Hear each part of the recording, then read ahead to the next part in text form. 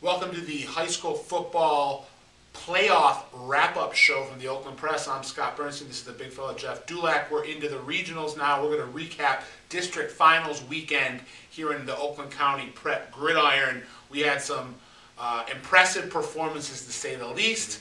Some repeat district champions, some first-time district champions.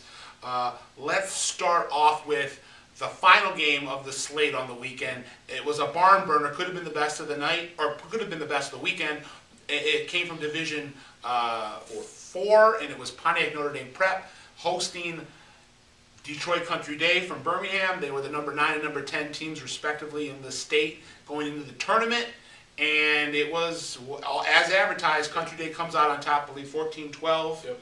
And JD was there. And JD, what was... talk about the game and how that thing ended up, and how Country Day ended up winning their first district title in 3 years. You know, in my opinion, this is the best game I've seen all year. You know, it was phenomenal in a number of ways. Country Day in the first half just controlled possession, 33 plays compared to Notre Dame Prep's 11. Then in the second half, give credit to Notre Dame Prep. They came out, made some adjustments. They started spreading out. Brendan Newvine was phenomenal throwing the ball. And they were able to climb their way back in it, except for blocked extra point, and they weren't able to get that 2-point conversion at the end of the game. It was a phenomenal game. That Notre Dame Prep defense came up with 7 sacks, and Country Day defense didn't give an inch to that Notre Dame Prep running game, which is very good. So we all know that Country Day's junior running back Richie Wilson is one of the best running backs in our area. Will be one of the most highly recruited running backs for the incoming senior class next year, 2014. He was banged up coming into the game. How did he look? You know, he was good. You know, it was tough to really tell because that Notre Dame Prep defense was phenomenal. But his thing, he made some guys miss. You know, you can still see he's trying to get back into shape, into playing shape. You know, he had, I think, 14 or 15 carries, 52 yards. But he got the yards that mattered. He came up with a couple of huge, big touchdown run. Third and short. Yeah, he came up with one, which ended up clinching the game. Country Day took a kickoff return down inside the Notre Dame Prep 5, 4th and 1. Wilson ran through a couple of arm tackles and kind of clinched the game for the Yellow Jackets. All right, let's move down to Division 8. We're going to go down this time and then move back up. Down to Division 8, Waterford Lady Lakes. They won their first district title in 3 or 4 years, I believe. They got past Melvindale ABT, and it was Sal Mastro Mateo, Richie Cross, the G-Man, the G-Funk era, Garrett Ross, my man, and talk about how this group really deserves a lot of credit. They lost one of the heart and soul of that team, one of the hearts and souls of that team, and Mitch Leseski, one of their best players, and just, you know, they rallied. They said, Mitch, we got your back, and they went out and got a district championship. Well, Mitch is back now. You know. Oh, yes, I take it back. I'm sorry. He picked up a couple of tough yards. I think he had a touchdown as well.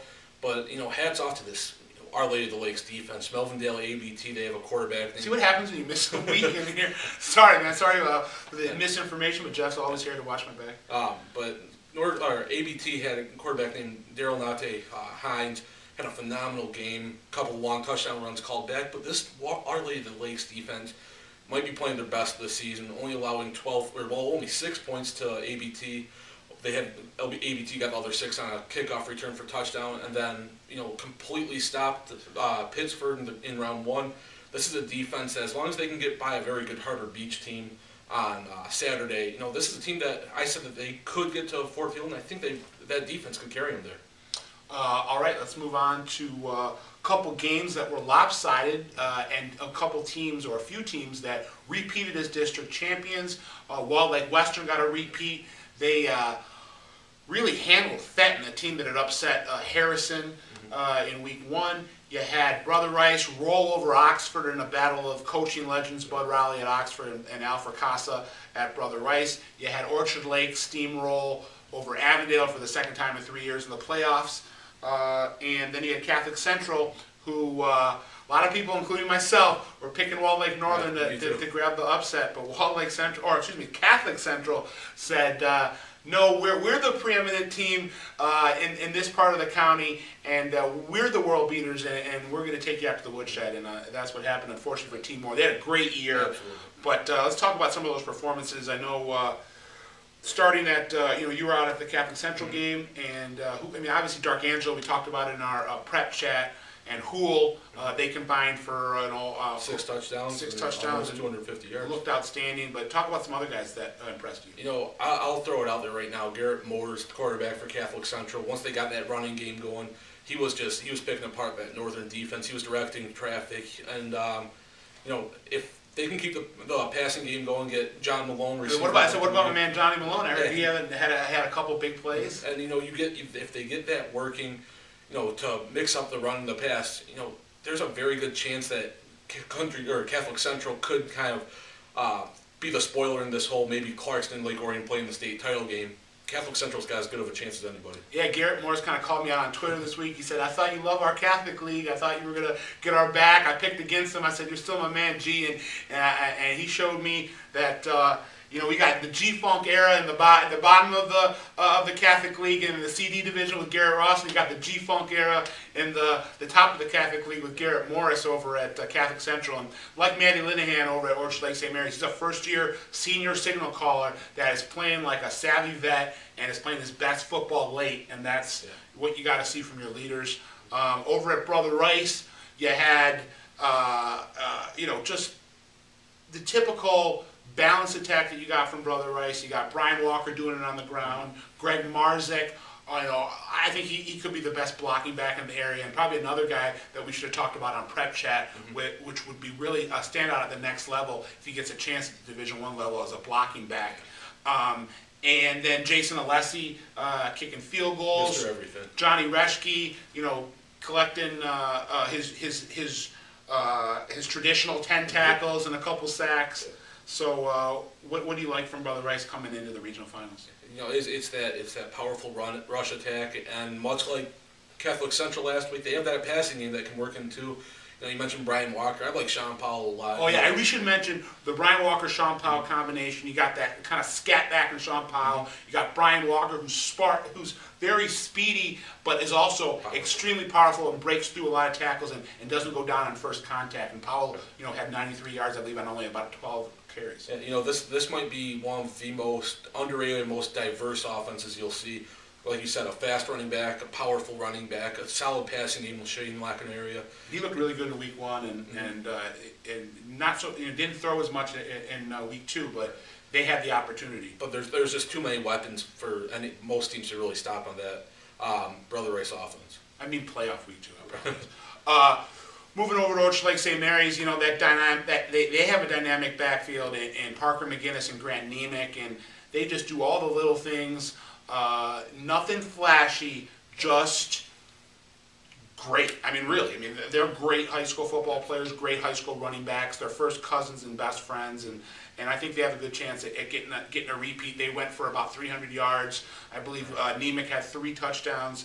Parker had 2, and you know, them in that offensive line. You got a group of seniors, and you got a senior leader in Linehan, a senior leader in Maddie Linehan, a senior leader in guys like Parker McGinnis, Nemick, Austin Johnson, and then you got some great sophomores, Van Jefferson and company, Tyson Smith. You know, I'm going to sound like a broken record, but another diverse offense. You know, they have the obvious, you know, trademark St. Mary's power running game. But with guys like Jalen Watts-Jackson and Van Jefferson and Matt Linehan, that passing game can, you know, burn teams if they're not careful. Yep. Oak Park won their first district title ever in school history. Great job by Coach Carter. They were really stumbling down the stretch in the regular season, lost 2 straight to end the year, and really rallied the troops. They're running a multiple quarterback system as well as Clarkston. They're both running multiple quarterback systems right now and having lots of success with it. Oak Park, Mario Morris, Delonte Johnson, Nate Sims, doing a lot of, you know, switching it up a lot. Malik Washington, I believe he had 4 touchdowns, or he had 3 touchdowns last week. Just looked outstanding, had the game winner. Johnny Kelly, one of the best sophomores in the area. You know, got to give a lot of credit to Coach Carter over there. Absolutely, and you know, maybe we expect a little bit too much out of them last year, maybe a little not enough this year. And this year they've been phenomenal. They're going up against Wyandotte, the best out of the Downriver League, and if they win that, they'll be in the Final Four, and Coach Carter will be in extremely familiar ground. This guy is just the master of the state title run back at DePores and Inkster. Has been in the state championship game 9 times, 4 state championships, and if the faithful of Oak Park have it their way, they could be hoisting the title. If not this year, sometime down in the near future. The longer you go in those playoffs, the less and less you want to see it. A guy like Carter that, coach or a guy like Fracassa or Porritt, exactly. or Mock, guys that really, and even Mike Zadetsky at Walled Lake Western, and that will finish off with Clarkson and Lake Orion both got wins, but Walled Lake Western won big, and we said he got over Fenton. Josh Jones, 5 touchdowns in the first half, 250 yards combined offense. This guy's got star written all over him going to the Big Ten next year in Illinois. Everybody knows about what he can do in that secondary. He's a guy that can play sideline to sideline. Nobody wants to pass on him.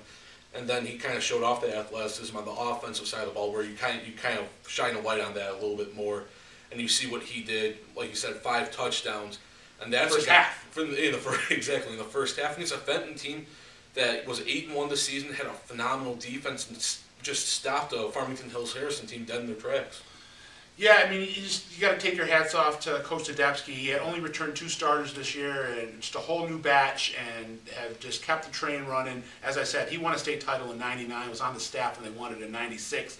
And coming into the state tournament, this was my team, best team that had not won a conference title, that I thought had the best chance at making a long run outside of Brother Rice. Right. And now they're going to go head-to-head in the regional, so we'll see how that turns out. We'll be back next week breaking down the best of what happened during the Elite Eight, the regional finals weekend. I'm Scott Burnstein. This is Jeff Dullack. Check back next week with our wrap-up show.